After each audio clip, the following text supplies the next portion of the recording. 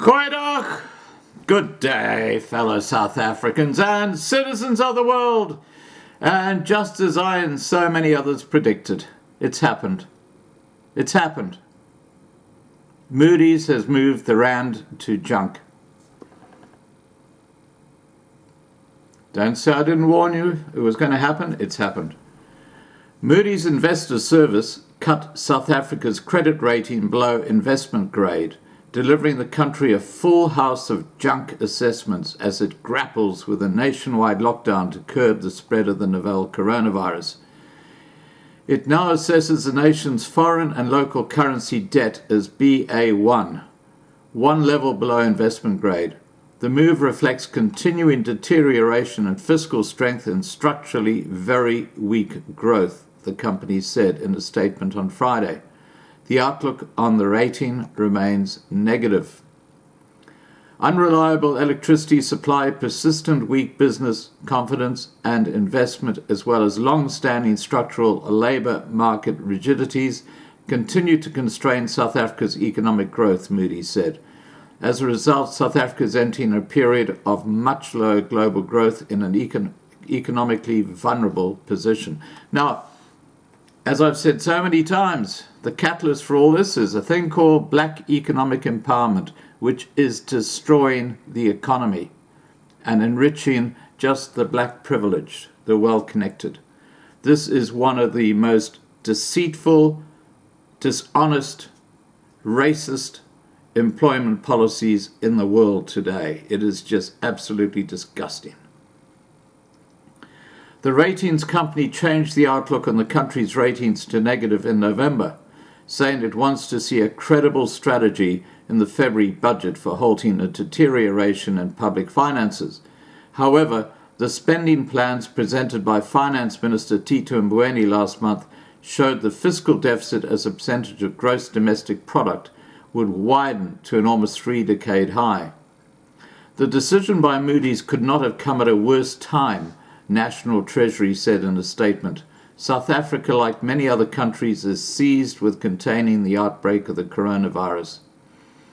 The National Treasury said these two events will truly test South Africa's financial markets.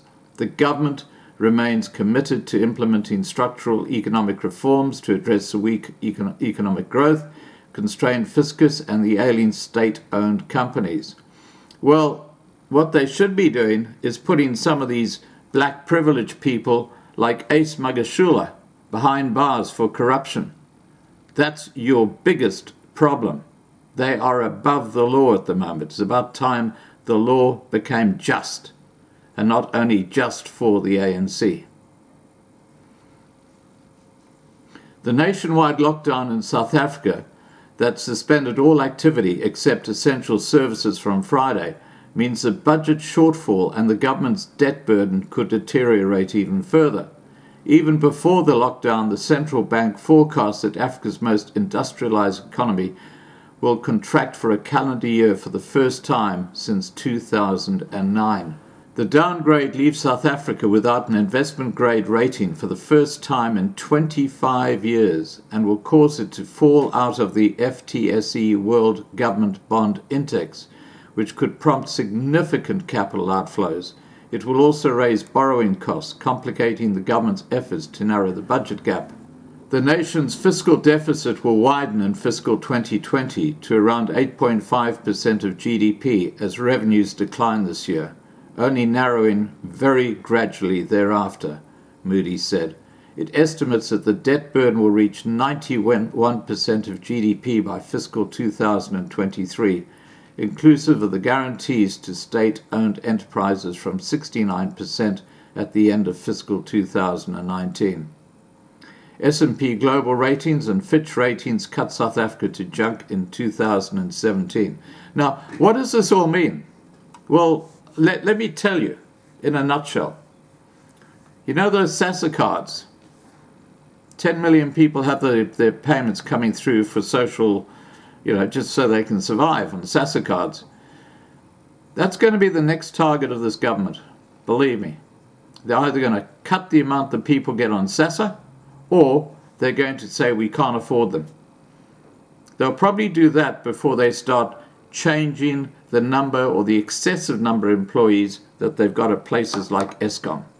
This is how corrupted the system is. I think the black population in South Africa, once the government start bringing in these measures, and of course they'll blame the coronavirus. It's not their incompetence, is it? Now remember that Moodys had already decided this before the coronavirus came in. Coronavirus being used as an excuse by Ramaphosa and his ilk is a load of BS. They have driven the economy into the ground.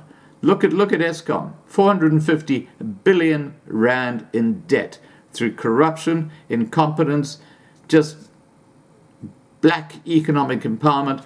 You know, the ANC are just a disaster. It's a running disaster. It's like watching a train wreck in slow motion. Talk about the boiling frog syndrome. I think it's about time the frogs jumped out of the pot and started forming their own place. Because once they do that, believe me, it'll all turn around within those borders very, very quickly, because the adults in the room will again have taken control. This ANC government is just a complete and utter disaster. Nothing more, nothing less.